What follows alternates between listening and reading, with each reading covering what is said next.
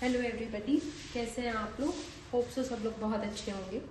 तो ये जो हम बायोलॉजिकल क्लासिफिकेशन की सीरीज़ को कवर कर रहे हैं, इस सीरीज़ के अंदर लास्ट टाइम हमने मोनेरा स्टार्ट किया था और मोनेरा के बेसिक फीचर्स को देखा था। आज हम एनसीईआरटी के अकॉर्डिंग ही आगे बढ़ रहे हैं और मोनेरा के जो 2 कैटेगरीज हैं उनको देखेंगे।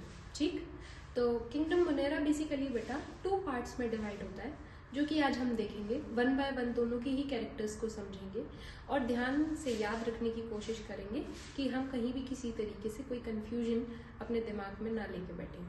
चलिए तो स्टार्ट करते हैं। तो किंगडम मोनेरा सबसे पहली बात तो ये है कि 2 पार्ट्स में डिवाइड है, 2 कैटेगरी में डिवाइड है, आर्की बैक्टीरिया और यू बैक्टीरिया। होते और भी हैं, लेकिन अकॉर्डिंग हम यहाँ पे जो सीरीज कवर कर रहे हैं, अपना टारगेट एनसीईआरटी को कवर करना है। That's why we are only discuss the 2 category. One is Archaebacteria and another one is Eubacteria. ठीक है, तो आर्कीबैक्टीरिया के अंदर क्या होता है? देखो, जब भी आप कहीं ये वर्ड देखो आर्की, तो ये वर्ड ही क्या है? बेसिकली किसका मिलके बना हुआ है? ये आर्की वर्ड बना हुआ है बेटा प्रिमिटिव से। प्रिमिटिव मतलब बहुत ज्यादा जो क्या है, अनडेवलप्ड तरीके का है ना। ऐसे स्ट्रक्चर्स को हम आर्की बोल देते हैं या प्रिमिटिव बोल देते हैं। ठीक है, अब देखो जरा सा आर्कीबैक्टीरिया। सबसे पहली बात तो ये नेचर में कैसे है भाई, बहुत ज्यादा सिंपल है, बहुत ज्यादा सिंपल। इनका जो स्ट्रक्चर है वो कैसा है? बहुत simple, very simple. Next, live in most harsh habitat. ये बहुत ज्यादा हार्श हैबिटेट में आपको देखने के लिए मिलते हैं। जैसे अगर मान लीजिए एक्सट्रीम सॉल्टी एरियाज में देखने के लिए मिलते हैं, तो इन्हें हम क्या कह देते हैं? हेलोफाइट्स। क्या कहते हैं बेटा? हेलोफाइट्स। बात समझ में आ रही है? और अगर मान लीजिए एक्सट्रीमली सॉल्टी एरियाज में हमें देखने के लिए मिलते हैं, तो हम क्या कहते हैं? हेलोफाइल्स। नेक्स्ट देखो जरा सा, बहुत स्प्रिंगी एरियाज में हमें देखने के लिए मिलते हैं, कहीं कि मतलब पानी बहुत ज्यादा आपका गर्म है, गर्म झरने हैं वो, है ना। मार्शी एरियाज में अगर हमें देखने के लिए मिलते हैं, तो हमें ना मिथेनोजेंस कहते हैं। देखेंगे आगे 1 बाय 1 किस कैटेगरी में क्या है। तो आगे देखते हैं, आर्कीबैक्टीरिया जो होते हैं डिफरेंट होते हैं किसी भी अदर काइंड की कैटेगरी के बैक्टीरिया से। क्यों? क्योंकि इनके पास जो सेल वॉल प्रेजेंट है वो सेल वॉल डिफर करती है। बाकी जो भी ऑर्गेनिज्म है उनमें सेल वॉल कुछ अलग तरीके से है, इनकी सेल वॉल जो है वो कुछ अलग तरीके से। ठीक है, तो ये जो सेल वॉल है, ये जो इनकी सेल वॉल है, ये क्यों है ऐसी? क्योंकि ये सबसे ज्यादा कैसी कंडीशन में रहते हैं? Extreme condition. ये सेल वॉल ही इनको फेवर करती है, रिस्पॉन्सिबल है कि जो उस कंडीशन में ये क्या कर सकते हैं, खुद के सर्वाइवल रेट को बढ़ा सकते हैं, है ना। तो ये मेनली किस वजह से इस इतनी एक्सट्रीम कंडीशन में रह पाते हैं, इतने गर्म पानी में, इतने सूखे में, इतने ठंडे में?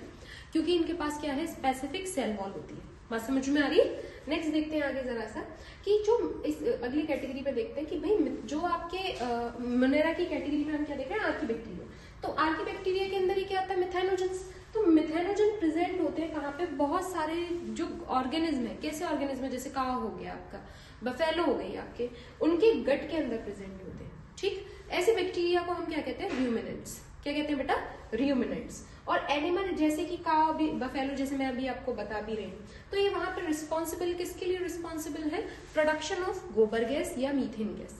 सोच के देखो, कभी आप अपने दिमाग से इस बात को सोचना कि गाय के गोबर से आप क्या है, गाय के गोबर से आप उसको यूज कर सकते हो फ्यूल की तरह, ईंधन की तरह। एज कंपैरिजन टू आप किसी और ऑर्गेनिज्म का एक्सक्रीटा देखो, आप उसको इतना ज्यादा यूज नहीं कर सकते। क्यों?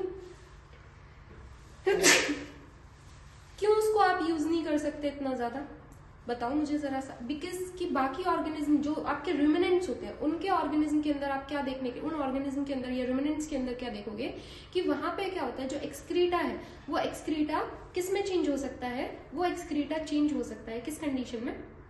मतलब वो मीथेन फॉर्म करने के लिए रिस्पॉन्सिबल हो सकता है एज कंपैरिजन टू कोई अदर ऑर्गेनिज्म।